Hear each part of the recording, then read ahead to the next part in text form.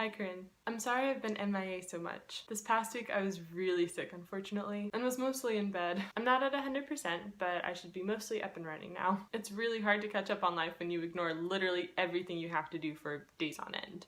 The silver lining is that I got to watch ridiculous amounts of Netflix, and I got to think about a lot of stuff, including what I wanted to make this week's video about. First of all, I thought about the book that you wanted me to read. Plot twist, no, it's not A Thousand Splendid Suns, like you announced, but it is another one you recommended called Let's All Be Brave. I loved it.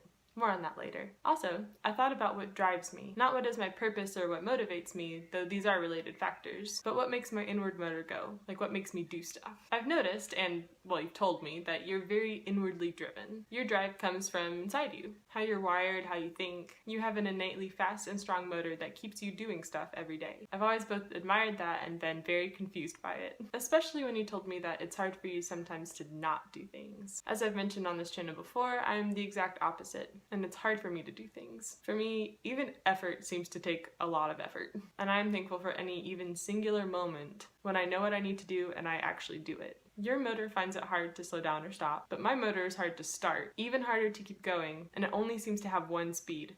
Maddeningly slow. Don't get me wrong, I have some things that keep me doing stuff. I'm more externally driven. My environment and the people around me help me to do a lot more than I would of my own volition. I want good grades and I lean a little bit toward perfectionism, so that can help sometimes. I'm a people pleaser and I consume copious amounts of caffeine, and those both help. But I still struggle with doing almost anything, even stuff I want to do. I may have a deep-rooted, previously unidentified laziness problem, but I don't think that's it, because I do have many of the components of drive. I really want to do things. I'm motivated to want to accomplish tasks and have a productive and efficient life, and I'm constantly looking for ways to do that. It's one of the reasons that I have 2 planners, a plethora of sticky notes all over the place, tasks written on my list, and a hanging wall calendar. I try. I really, really do. But my lack of can-do in terms of not attitude but reality gives me a lot of concern, because as far as I know, I have to assume that I have many decades ahead of me of needing to do things. I want to structure my life and my career in a way that will externally drive me, hence nursing. I figure there's nothing like a matter of life or death to keep me moving. But nursing, I realize, is going to be really, really hard. And I always knew that. I wasn't in denial, but until recently, I got to think, oh, I'll work up to that.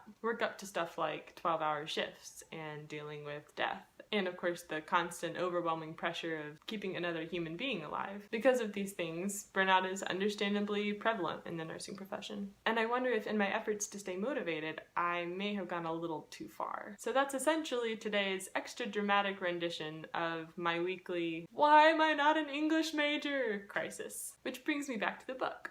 You see, the best plan I've come up with so far is I'll try nursing, since I've been excited and passionate about it for years, and if that doesn't work out or I hate it or something, I'll try to find an English master's program and go to grad school. Great plan, right? If it seems sketchy, it's because it is.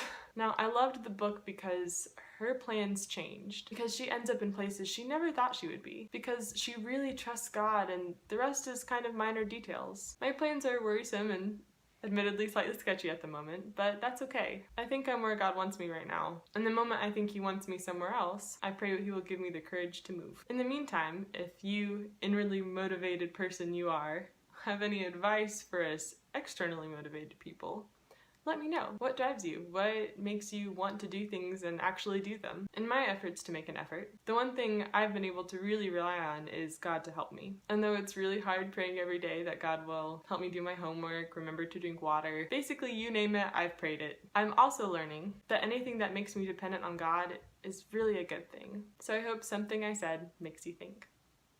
Bye.